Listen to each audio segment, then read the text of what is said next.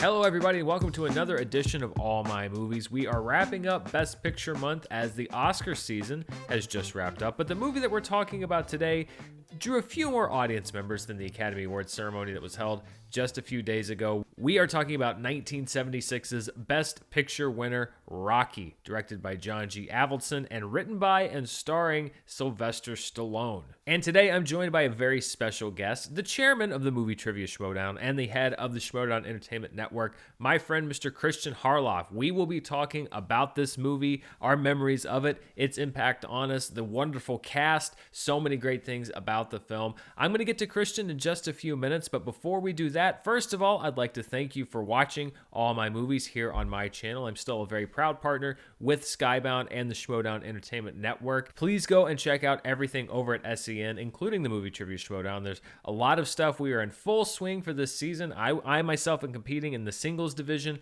and the teams division, along with so many other talented competitors. We just had this year's free-for-all, which was available as a pay-per-view event. It will be available on YouTube soon. A lot of really exciting things going on SEN that I'd love for you to go and check out. A few things I wanted to say about Rocky before we go to my interview with Kristian, and that really is that this movie's legacy and it's the story that's making really is an underdog story, much like the story of Rocky Balboa himself. Sylvester Stallone was a broke, struggling actor when he wrote the screenplay. He wasn't having the kind of success that he wanted to. He felt like he was getting typecast in these roles that didn't really allow himself to show off his full capability, and he was starting to worry that he was never going to get a chance to shine on the world stage. And so he decided to write a movie about a boxer who would be played by himself that is worried, basically has resigned himself really to the fact that he will never get to show people what he's made of. He's a bum. So many people call him a bum. He calls himself a bum in this movie. And it's a Cinderella story. It's the story of a nobody from Philadelphia who gets a shot to fight the world heavyweight champion Apollo Creed. Do you believe that America is the land of opportunity? Yeah. Apollo Creed does. And he's going to prove it to the whole world by giving an unknown a shot at the title. The script for Rocky was shopped around Hollywood for quite some time after Stallone brought it to his agents, but they kept hitting one sticking point, which is that they insisted that Stallone himself would play the lead role. And this led to a lot of people rejecting it because they wanted somebody else. They wanted the Robert Redfords of the era, but they were sticking to their guns. Stallone was going to be the star of the movie, and a lot of producers turned it down until it went to the producing team of Irwin Winkler and Robert Chardoff. The two of them had been producing films for about 10 years at this point, with some notable films including Lee Marvin's Point Blank and James Caan's The Gambler already under their belt. Winkler and Chardoff brought on director John G. Avildsen, who just a few years earlier in 1973 had directed Jack Lemmon to an Academy Award for Best Actor in the film Save the Tiger. And with everybody on board, the real cost of having Stallone in the lead became evident because Rocky was only greenlit to be produced on a shoestring budget of about $1 million. And even in 1976 terms, with the ambition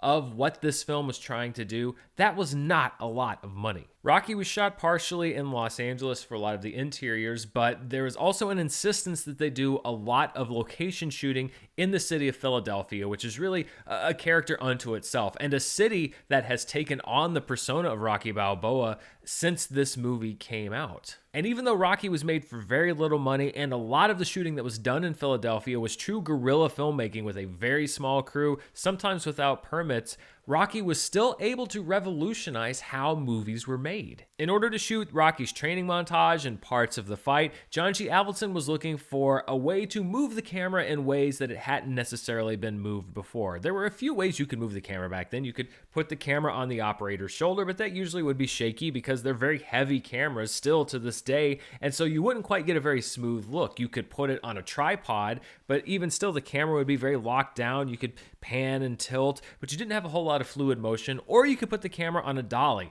Dolly tracks are cumbersome, they cost time, which means that they cost money, and it just wasn't an option for the kinds of sequences that Avildsen was looking for. He was looking for very in-your-face, almost documentary-like at some parts, very fluid, able to move very quickly along with Rocky's movements. Luckily Christopher Avildsen, an inventor named Garrett Brown, had just begun shopping a new technology around Hollywood. It was a wearable rig that you could attach the camera to. It had a system of weights that allowed the camera operator to walk around, to move with the camera, but kept the camera smooth, so the camera would seem to drift and glide through the air. The original name for this technology was the Brown Stabilizer, but they came up with a much catchier name, and it is a name that is still in use in hundreds, if not thousands, of productions around the world to this day: the Steadicam. 3 films in Hollywood in 1976 employed Garrett Brown's Steadicam. Bound for Glory was the first film to shoot using the camera, but the last one to be released. Marathon Man was the second film to be shot with the Steadicam, but was the first one released. And then Rocky was the last film that came out in 1976 to be shot on Steadicam, and it came out 2 days before Bound for Glory in December of 1976. Cinematographer Haskell Wexler would go on to win the Academy Award for Best Cinematography for the movie Bound for Glory, in large part due to the innovative technology with Garrett Brown's Steadicam that was used in the movie.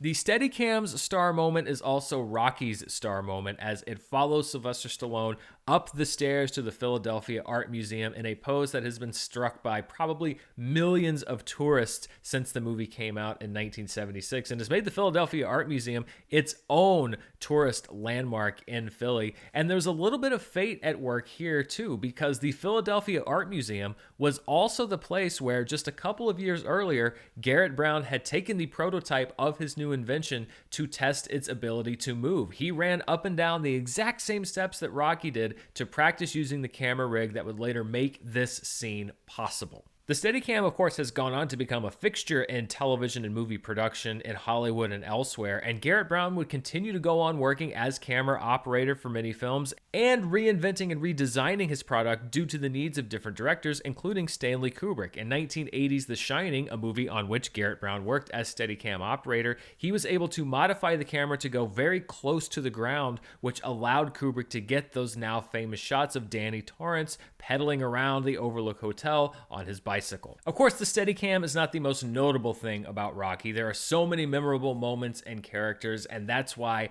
I had to bring in my guest today. He is not only my friend, and as I mentioned, the chairman of the Movie Trivia Schmodown. He is a massive Rocky fan, and the first person I thought of when I decided to bring somebody in to talk about this movie. So let's throw to my discussion with my friend Kristian Harloff about this landmark of American cinema.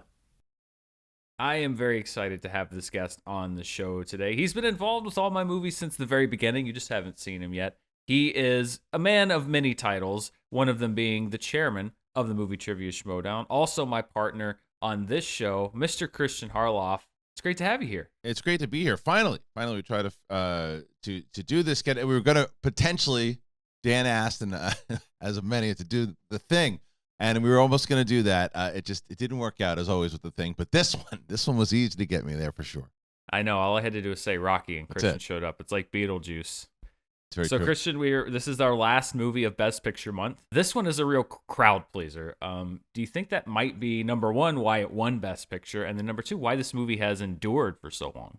Well, I think that every once in a while you get that movie that just changes something in pop culture, changes something in the way that we look at movies. I mean, Star Wars certainly did that with fantasy films, but just changed the whole landscape of film in '77. And I think Rocky did that with the idea of the American dream in general, and that idea of it was always out there, but it was just put out there for not only the story itself, but the story of how the movie came to be, because Stallone was as much Rocky as Rocky was Stallone. Why do you want to fight? Because I can't sing or dance. Yo. In the mid to late 70s, the idea that this unknown guy could write a studio picture for himself to star in, and that it would not only turn out good, but would end up being Best Picture, like, that is an incredible underdog story. It's a crazy story. Plus the fact that they told him no, they were gonna give him like $200,000. Thanks, go ahead. We're gonna go this to Robert Redford. He's like, no. He's like, you don't get it unless it's me. And a lot of times they're just going, man, we're not making this movie. But the fact that he did that, he didn't get it paid a lot. It just shows you that that's why I say that it's both Stallone and Rocky, because it's that determination and believing in yourself, no matter what it is. If you know you have something and you know that what it is, and you believe in it that much, and you believe in yourself, anything is indeed possible. And that certainly was the case for Rocky Balboa and Sylvester Stallone. So, a question that I always love to ask when people are on the show is, do you remember the first time you saw Rocky? Was it in a theater? Was it not? I was born in 83. I've never actually seen this movie in a theater. I've only ever seen it at home. Have you ever seen it in a theater? Did you see it, at home by yourself, at home with friends? Do you remember even? Rocky was the first thing that I mean, even though Empire Strikes Back was maybe the first movie I ever remember seeing in the theater, Rocky was the one that I really watched over and over and over again, and watched so many different things on VHS. I would watch Rocky 1, 2, and 3. And the first one, it would probably just kind of get blended in with all of those, watching it with my dad. I would assume my dad showed me on either VHS, or they played it on whatever it was, Channel 11 back in New York or whatever. But the first time ever, no, I can remember watching it over and over again, just wearing out the VHS tape of watching all those Rocky movies. Yeah, I think it's one of the things that I talk about with movies is a lot of them are generational. They're handed down from parents to their kids. And Rocky was one that I remember when I was growing up, my mom would always talk about how great Rocky was. And that she may have even showed me Rocky the first time. The first time I really remember definitely watching Rocky was when the AFI list came out. Mm-hmm. The very first AFI list, because it was on that list, and I tried to see as many movies as I could. And I know I definitely watched Rocky after that. But it also, at the time, and I think, if we're talking about now into the mid-90s, Rocky was also very much more still in the cultural zeitgeist every day. It's still regarded as a classic, but the penetration that Rocky got as far as, Yo Adrian, and just like references and stuff, that went through the 70s, through the 80s, into the 90s. Like, it's crazy just how everybody knew these moments from Rocky. I remember the Lipton iced tea commercial in the 90s was still doing Rocky. And Balboa needs a miracle. Yo, that's rich, baby. It was so funny when you asked me to do this, because I just watched 1 through 3 over the last week or two.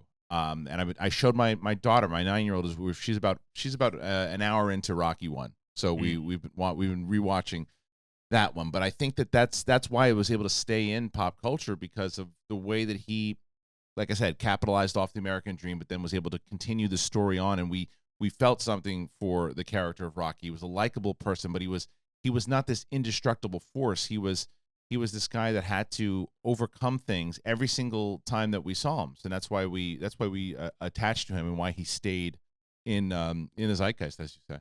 Do you think that attachment to the character is why, throwing out Rocky 5, as most people do and should, they've essentially remade the same movie now, 4 times successfully with Rocky, twice now with Creed. Yes, there are character differences here and there, but I mean, the essential bones, the essential structure of the movies are the same, and it keeps working. Do you think it's just because this is a story that people just like to see, the underdog? Well, it's not just Rocky though, right? Look at the Karate Kid. Look at I mean, how many times have you heard, well, it's kind of like Rocky but with puppies. It's like Rocky with this. It's a Rocky story. It's a Rocky story. The fact that was the first one is crazy. That in 76, I think it was, when it comes out, that's the first time that type of story in the history of movies had really. I'm sure there are other movies, but nothing that really stuck out like that. And that's why that story can continuously be told over again, because we always want to see the underdog win. I mean, we always want to see what the person who can, the Buster Douglas story. You always want to see that stuff, because it's like, oh, that's not supposed to happen. Well, it did happen, and it also, coupled to the fact that you like the underdog that you're rooting for. That's why that story always works, and it always will. You're never going to get tired of it. And it's just one of my favorite memories. And we talk about these little moments that stick with you, and I reference it on the show all the time. I call it part of your movie DNA. It's these moments that you remember, that you always remember watching. And I remember going to see Rocky Balboa with my uncle. And it's primal. Because I remember in the final fight, when he's fighting Mason the Lion Dixon, as we're getting to the end of the fight and Rocky's fighting back and punching him, my uncle's sitting there going like, oh, yes, go. Yeah. And you feel like that watching Rocky 1, you feel like that watching Rocky 2. It's this idea, and I wonder if it's just that he's a very easy character for people to identify with, and people almost see themselves. They're like, well, if Rocky can do it, well, maybe I can do it. Yeah, people forget how down in the dumps he was in the first one. Like when you revisit it, he's just a guy that's made the wrong choices. Because you had the talent to become a good fighter. And instead of that, you became a leg breaker. It's a living. It's a waste of life. He's got a big heart, but his life isn't going the wrong way. And how many times has everybody felt that way? If I just done that and did that, and I made the wrong choices, and I should have done that.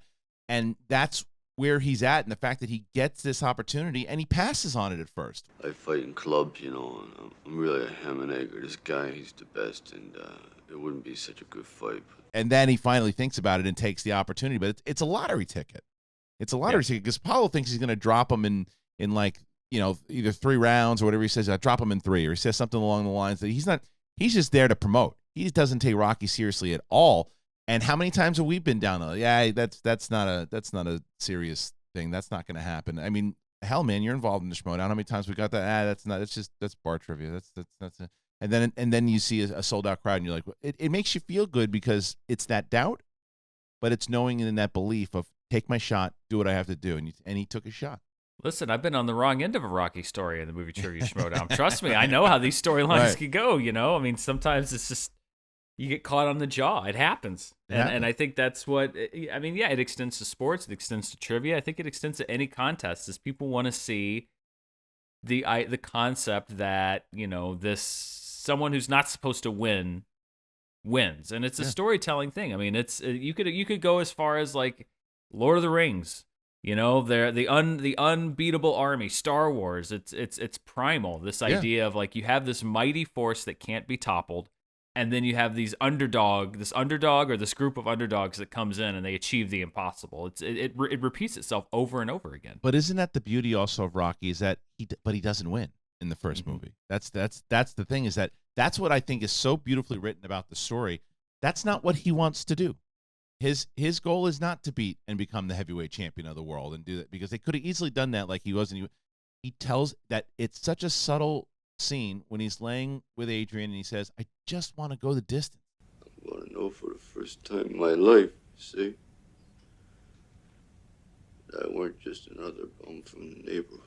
He didn't care. At the end of it, it's about the love of Adrian. It's about everything else too. And you're hearing in the background. There's another thing that was done so well in that film is that you have to listen to hear that he lost. Mm-hmm. You don't know. You don't even know. You're like, wait, is he? Because it's not about that. The focus is, I did it. Come here. Where's your hat? Like that's like that whole thing. It's about love. It's about finding that thing, and you know that this guy's life is going to change from that moment on. So I want to get to the supporting cast who are all outstanding, but there's one thing I wanted to bring up before we move on, which is Mara always is helping me do research and reading different things, and she read something very interesting, which was that it was I don't know what the source is, I apologize, but they said that in the first round when Rocky knocks down Apollo, that it takes him a while to get to a neutral corner because he's never done this before. You could see the ref like trying to wrangle him and trying to get him. And he said that the source says that because Apollo gets up on the 8 count, because you could see the ref and he gets to 8, and then Apollo gets up, says that if Rocky had gone to a neutral corner right when he knocked Apollo down, that he would have won the fight in the first round by KO because Apollo wouldn't have gotten up. So again, when I tell you that I have watched these movies so many times, I remember being in high school, rewatching them. I was like a freshman in high school, and I was transferring all the fights onto like VHS, and I was going through them, slow motioning them, watching them, and pretending I was watching them because I was a big boxing fan at the time, watching all the Tyson fights and everything too. But I watched it as if I was watching a real fight, and I'm like counting as Apollo's down. I'm like, he's out. I'm like, Rocky, get to the other corner. Get to the other corner.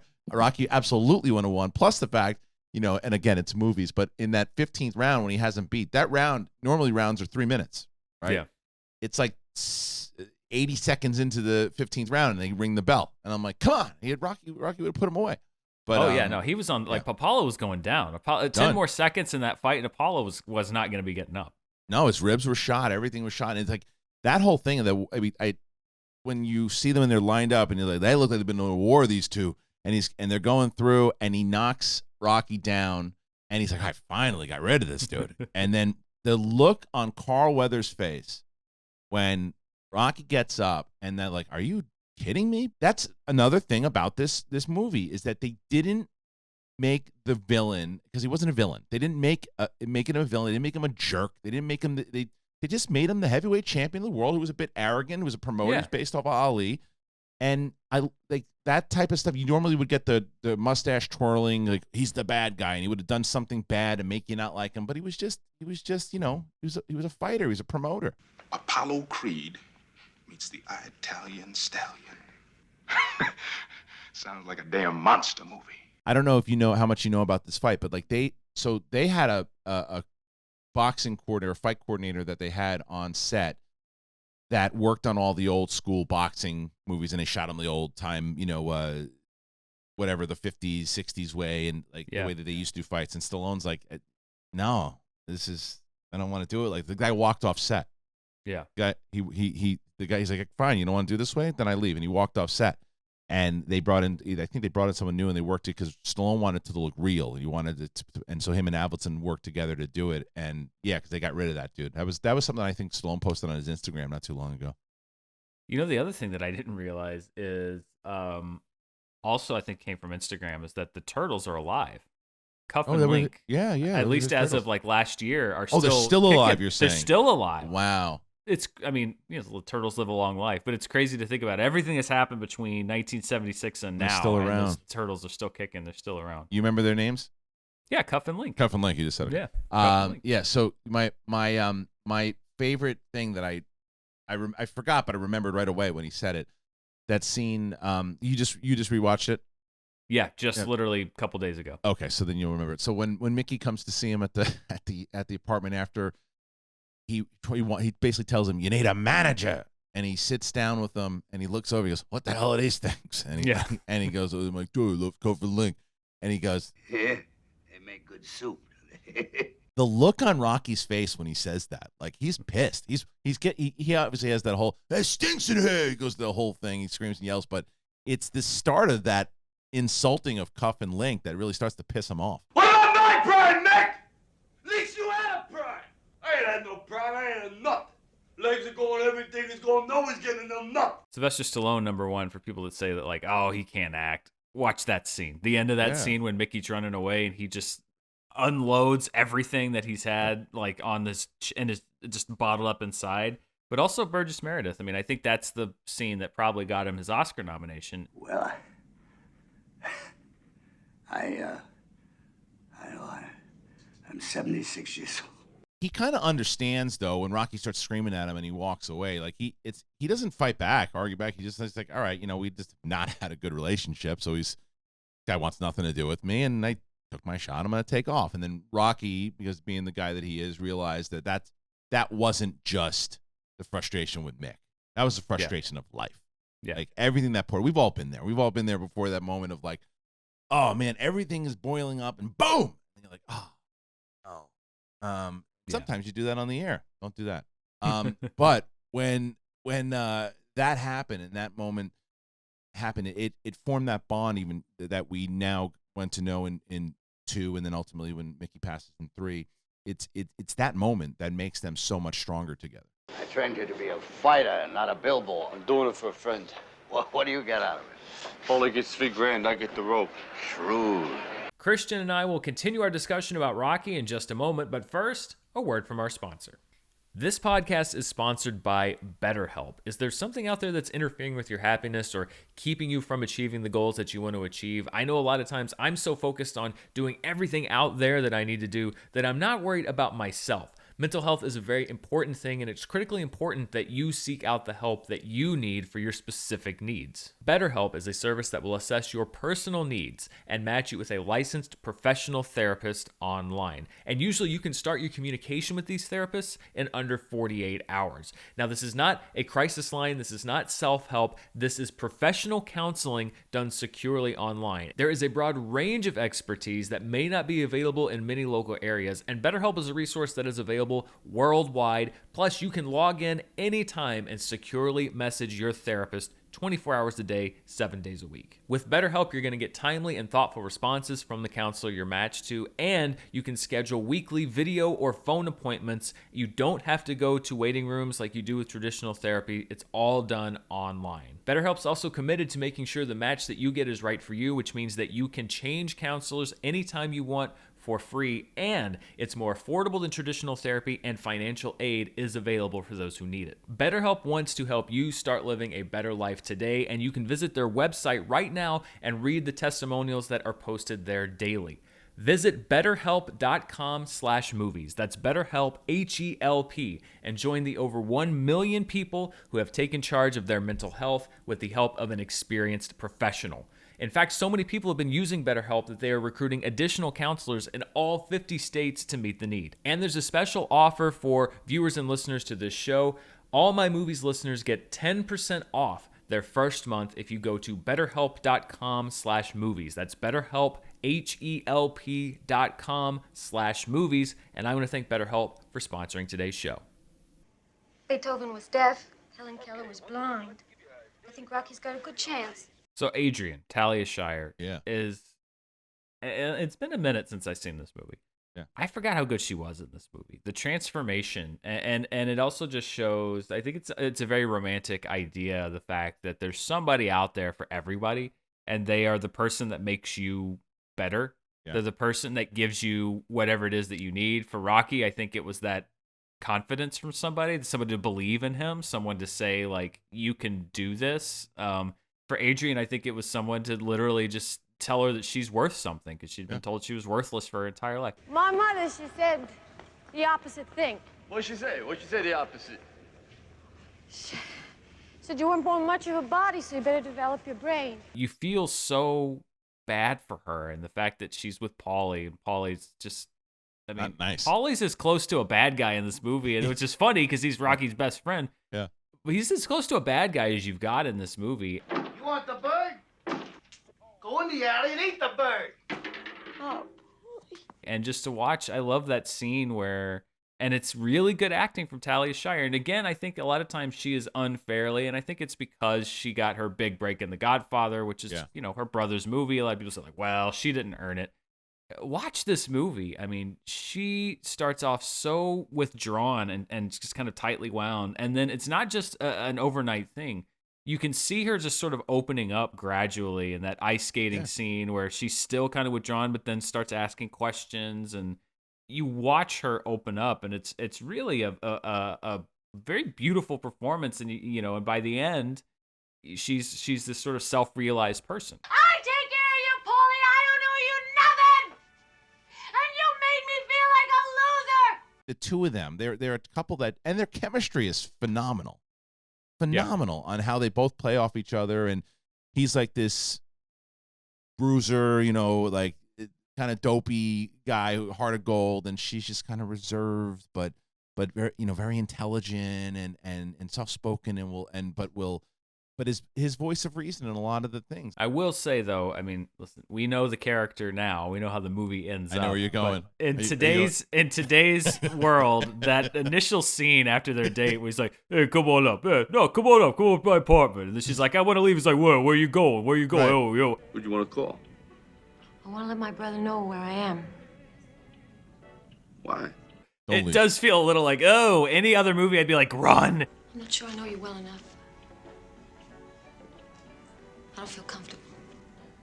Yo, Adrian, I ain't so comfortable either. Because it's Rocky, you're like, oh, this is sweet. But Yeah. you're like, if it is any other movie, you could put kind of like really horrific like music behind that, and it gets creepy real fast. Yeah, But- definitely. But the fact that you know where it goes is because I'm watching that scene, and I even fast forwarded it when my daughter was watching it with me. So I'm like, it's like Stockholm syndrome. I'm like, what? Yeah. What is that? Is that what? You don't want to teach. You'd have to pause the movie and be like, okay, now listen. Right.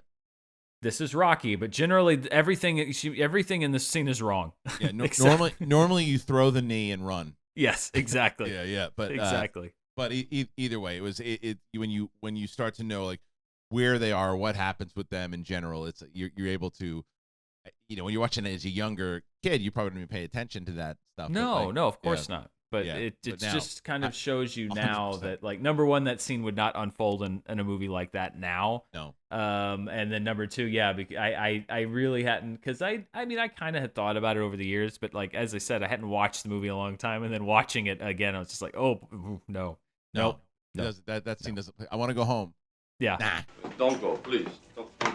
Don't go. Before we just talk about the Oscars and everything else, very quickly we mentioned, but Burt Young as Paulie. Again, kind of surprising that he became such a, I guess, well, he was always kind of a thorn in the sides of Rocky, but they More of a comic softened him relief. so much for the Yeah. sequels, because in this one he's not much comic relief. He really is just he's not a good guy, and you understand why in a way, but Yeah. he's also kind of a bad guy. He's miserable. He's Yeah. miserable. He's absolutely miserable. The difference, he's Rocky without the shot.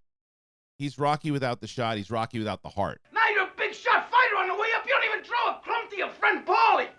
When I go and get your meat every morning. He just has a lot of demons that in that first one they're front and center. But it shows you it's real again though. It's real because in a circumstance like that where for Adrian, that's her brother, and she doesn't just say, you're a terrible person, I'm out of here. Tries to figure out a way to make it work. Rocky, same thing. He's grown up with him. That was his buddy. That was his pal. You know, that's one of his best friends. So yeah, it's real, and he is. But Burt Young is great in the role. And yeah, it's weird though that you're able to do that with a character, because most times you would hate that dude when watching that movie, but he does something where you, like you said, you pity him more so than anything else. She's dusted. I can't hold me no more. So let's bring Rocky Adrian scene aside. Let's bring Rocky into today. Yeah. Do you think, number one, the audience of today embraces a movie like this where you get to the end and he doesn't win?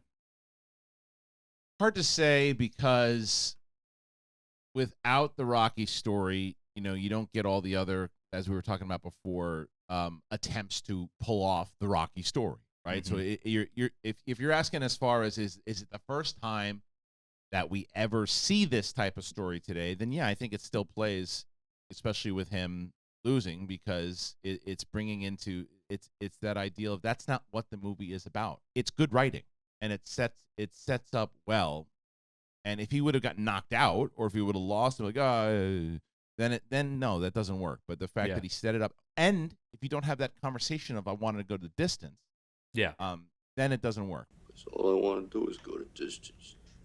I mean, you know, Creed, we had kind of the same thing, but it's inside the same franchise. You do wonder if you know, outside of it, people would go for it. And then the other thing being, when you look at the Academy, the Oscars, you know, the boxing movies post Rocky, all the ones that have been nominated for Best Picture, the only one that's won has been $1 Million Baby. But they're very dark. You know, Raging Bull is about this very flawed character. $1 Million Baby goes into some very dark places. Yep. The Fighter is about, you know, addiction, and I mean, it's a part. But do you think, when it comes to the Academy, that a movie like Rocky, which is a boxing movie, but there's you know, there's definitely pathos, but it's not like dark. It's not quote unquote serious in the way that other movies have been. Do you think this is a movie that goes the distance with the Academy and wins Best Picture now, or do you think it's going to go to one that's deemed more serious or more deserving? Same, and we were in such a different time in '76, coming off of the Vietnam War and all that too, is that people wanted. It's the reason why Star Wars was so successful, right? But and Rocky also doesn't get that credit. Everybody always talks about how Star Wars was the first feel-good movie to come out of all that after Chinatown and all that. But Rocky was really one of the first ones also. So, I mean, I actually do think it might play today, because the world isn't a super happy place at the moment. You know, there isn't a lot of great stuff going on in the world, that maybe that if this story came along and about someone in that circumstance was able to turn it all around, I think it is a possibility that it would win today in a if it was done that particular way and made you feel the way that movie felt. So yeah, I do think the Academy would would grasp onto it. Well, Kristian, it's been great talking Rocky with you. I'm sure we'll meet up and have another one of these chats. Yeah. Lots of great movies ahead. Like I said, this is our last Best Picture winner for this month, but we'll be talking about other Best Picture winners later on. I know that you are all consumed by the Schmodown and everything SEN, but is there anything particularly that you want to plug for folks? I mean, we have a ton of so people who aren't familiar with the Schmodown. I mean, it's like if you are wondering what esports, how it all became a thing. Oh, people can't do video games and make that a sport. Well, that's how we have approached trivia, and we've done it. We've made it a full-on mental sport. Man, I'm talking to right now is a perfect example of that. And he continues. He's always competing. He's the legend of the game. And there's so many people over there that you guys can watch. And we do 3 matches a week on YouTube.com/theschmodown, Wednesday, Thursday, and Friday. And we have Kevin Smith in the league now. We have Griffin Newman in the league. Paul Walter Hauser, Brittany Young. Got a lot of great people in the league now. So would love for you guys to come on over there, subscribe, check it out. It is the new. It's a sport for the movie trivia fans. Dan and a bunch of other people. They are mental athletes. See what they do, how they prepare themselves, how they study for it. It's really a phenomenon. So please go and check it out. Please subscribe today, and I hope to see it for sure. The quest continues. It's been quite fun. I'm on my own little Rocky journey. But I guess at this point I'm not Rocky. Nah, I guess a bunch of other Apollos coming up. Another bunch of Rockies coming at me. That's I right. guess I'm Apollo now, so I got to be careful. 100%. I got to be 100%. careful. Awesome. Well, thanks, Kristian. I appreciate it. Great talking to you. Thanks. Thanks again to Kristian Harloff. It is great to talk to him about Rocky. You can tell how much he loves this movie, loves this franchise. And stay tuned because I'm going to start bringing in even more of my friends and hopefully some other special guests in addition to curating these discussions about the movies that we love. So look for more voices in the near future here on the show. Rocky was nominated for 10 Academy Awards for the ceremony that was held in 1977, including a Best Original Screenplay Award for Sylvester Stallone, as well as Best Actor for Stallone, and acting nominations for Burt Young, Talia Shire, and Burgess Meredith. The movie would win 3 Oscars, 1 for Best Editing, 1 for Best Director for John G. Avildsen, and 1 for Best Picture. Sylvester Stallone, I'd like to thank you for sharing your dream of Rocky with us, and for giving a performance that has enriched all our lives. The Academy Awards also produced a memorable moment when Sylvester Stallone's presentation of the Best Supporting Actress Award was crashed by a real-life boxer who is so famous he's still known only as the greatest. You stole my script. All that was me. I'm the Apollo. You've been putting me on for years. Show me what you can really do. As phenomenal as Rocky's Oscar success was, it may have been surpassed by its success at the box office, where it made over $117 million domestically, as well as an additional $107 million internationally. Not bad for a movie that was made on a $1 million budget, and that domestic number is one that would translate to about $500 million in today's dollars. Rocky also inspired 6 direct sequels and a spin-off film series, Creed, which currently has 2 installments with a 3rd on the way. And in 2016, Sylvester Stallone was nominated again for Best Supporting Actor for playing Rocky Balboa, his first Academy Award nomination since the original film Rocky came out in 1976. But in true Rocky fashion, Stallone lost to the underdog when he was upset for the award by Mark Rylance for his performance in the film Bridge of Spies. The Rocky and Creed franchises combined have made nearly $800 million domestically and close to $1.5 billion worldwide. And the original film Rocky defined the career of a star who would rise to the top of the Hollywood A-list, gave audiences a hero that they root for to this day, and is still referenced almost daily in pop culture. There are Best Picture winners that have more acclaim and more box office than Rocky. There are Best Pictures that critics would say have more to say, have more prestige, have more importance than Rocky. But when you look back at all the films that have won Best Picture, I think you would be hard-pressed to find a movie that has had more longevity, is still as popular, and is still as much of a crowd favorite as Rocky, the story of a 1,000,000-to-1 shot that came true. As always, I like to talk about the special features on the Blu-ray copy of the movie that I'm featuring this week, and Rocky is part of the Rocky Heavyweight Collection that includes all of the Rocky titled films, Rocky through Rocky Balboa, and there's a nice selection of special features on this disc. You get a commentary track from Sylvester Stallone, a commentary track from the filmmakers, as well as one from boxing historians and experts. You also get a look at some 8mm movies that John G. Avildsen took on set that show just how bare bones the production of Rocky really was. We had no crew, time, or money for lights. As long as the sun was up, we were in business. You also get a documentary called In the Ring, which is about the production and the impact of Rocky. I have occasion to go to India, and the pictures have not even been out theatrically in India.